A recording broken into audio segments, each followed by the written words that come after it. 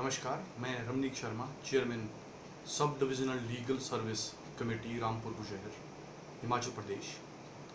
आपको आज drug मीनेंस NALSA द्वारा चलाई गई स्कीम तथा इसमें निपटने के लिए बनाए गए कानूनों के बारे में जानकारी दूंगा।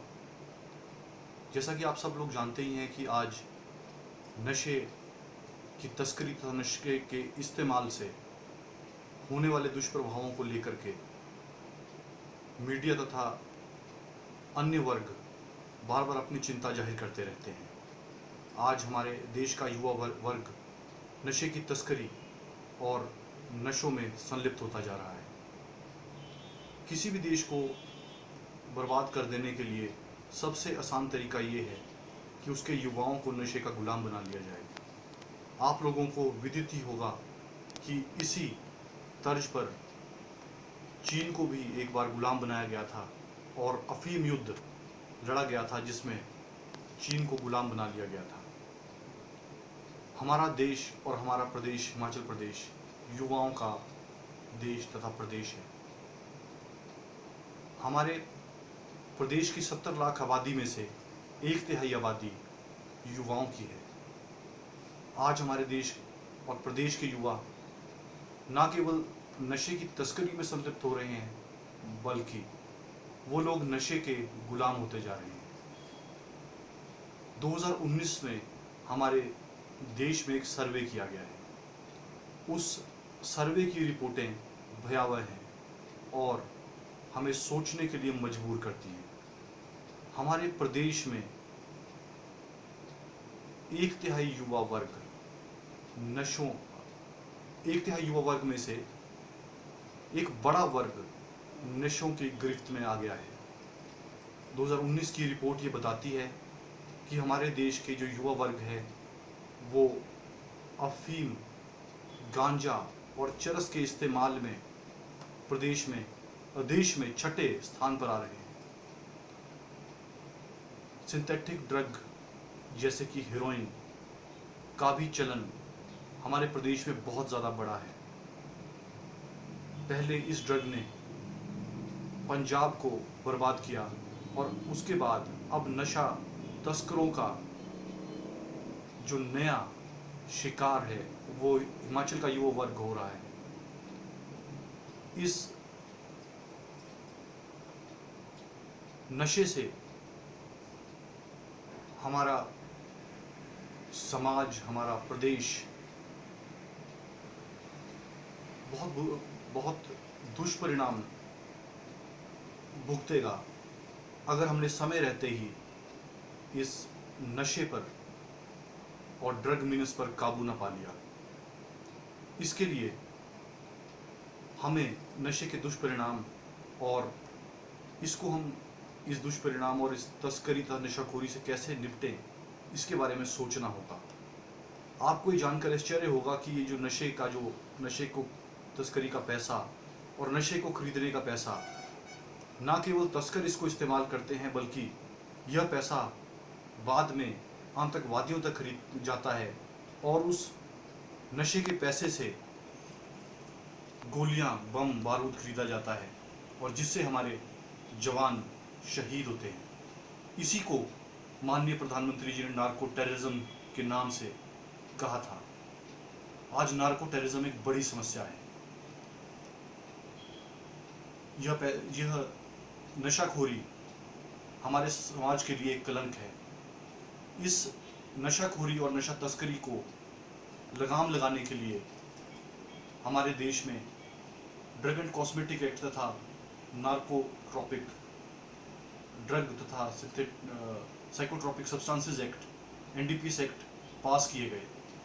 इन दोनों ही कानूनों में लंबी सजाओं और भारी जुर्माने का प्रावधान है। बावजूद इसके नशाखोरी और नशा तस्करी घटने के बदले बढ़ती ही जा रही है।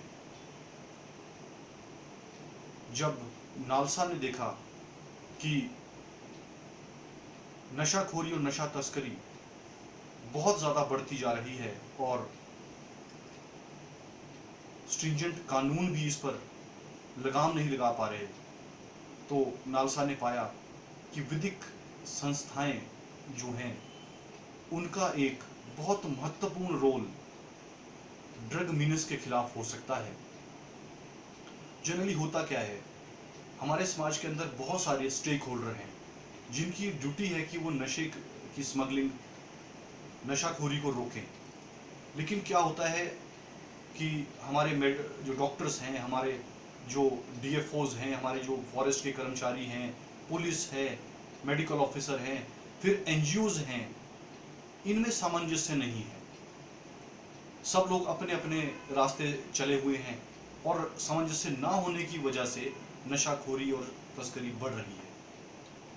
अब जो नालसा की स्कीम है, ये ना केवल नशे को खत्म करने के लिए एक उपयोगी और कारगर स्कीम है, बल्कि जो कि नशे के जो विक्टिम हैं, जो कि नशाखोरी कर रहे हैं, उन युवाओं और उस वर्ग को वापस मेन धारा, जो मेन स्ट्रीम है समाज की, उसमें लाने के लिए बनाई गई है। ये स्कीम जो है 2015 के अंदर लागू हुई। इसका उद्देश्य है कि जो ड्रग्स के जो विक्टिम हैं उनकी सहायता की जाए और नशे से देश को और प्रदेश को मुक्ति दिलाई जाए। इस स्कीम के अंतर्गत जो डीएलएसएज हैं उनका एक बहुत बड़ा रोल है। अब वे लोग बाकी जो स्टेक होल्डर हैं उनको इकट्ठा करके, कई बार आपने देखा होगा कि वो भांग के पौधे उखाड़ते हैं। उससे क्या होता है कि जो ये पौधे हैं जिससे ये जो नशे की जो वस्तुएं बनाई जाती है, चरस, गांजा है, वो भांग के पौधों से होता है, तो उसको ही वो उसका समूल नाश करते हैं। वो देखते हैं कहीं अफीम उग रही है तो उसके पौधों को वो काट देते हैं, नष्ट करते हैं, भांग के पौधों को नष्ट करते हैं। और इस ढंग से डीएलएस एक महत्वपूर्ण कदम इस नशे से निपटने के लिए अपना महत्वपूर्ण रोल निभा रही है। इसके अलावा आज ज़रूरत है कि हम अपने बच्चों की ओर ध्यान दें। हम ये ध्यान दें कि किस वजह से वो नशाखोरी की तरफ प्रेरित हो रहे हैं, उनकी क्या समस्याएं हैं, उनको कोई पढ़ाई में समस्या है, कोई और समस्या है, इसकी तरफ हम उनसे बातचीत करें।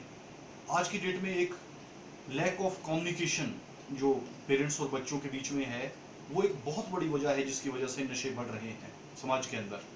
आज जो माँ बाप हैं वो अपने मोबाइल्स में बिजी हैं, फेसबुक पे बिजी हैं और उनको पता ही नहीं है कि उनका बच्चा क्या कर रहा है। ऐसे में माँ बाप का कर्तव्य है, पड़ोसियों का कर्तव्य है, एक समाज का कर्तव्य है कि वो इन नशे के तस्करों पर लगाम लगाने के लिए अपना महत्वपूर्ण योगदान दें। इसके अलावा मैं आपको एक बड़ी इंपॉर्टेंट एक टोल फ्री नंबर के बारे में बताना चाहूँगा।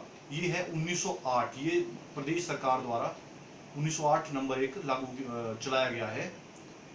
अगर आपको कोई भी जानकारी किसी नशे के सौदागर के बारे में मिलती है, किसी स्मगलर के बारे में मिलती है, या कोई भी नशे में संलिप्त कोई ग्रुप है, उसके बारे में आप 1908 पर फ़ोन करके सूचना दे सकते हैं। आपका नाम गुप्त रखा जाता है और फिर इनसे निपटने के लिए कार्रवाई की जाती है। आप ये ना समझें कि इस नशे से हमारा परिवार छूटा है। नशा एक फ्लू की तरह है। आज वो एक पर्टिकुलर व्यक्ति को अपनी गिरफ्त में ले रहा है और कल उसका शिकार हमारे बच्चे भी हो सकते हैं। इसलिए हम सबका ये कर्तव्य है कि समाज को इस नशाखोरी और नशा तस्करी से बचाने के लिए हम सब लोग अपने अपने स्तर पर कदम उठाएं। जय हिंद, जय भारत।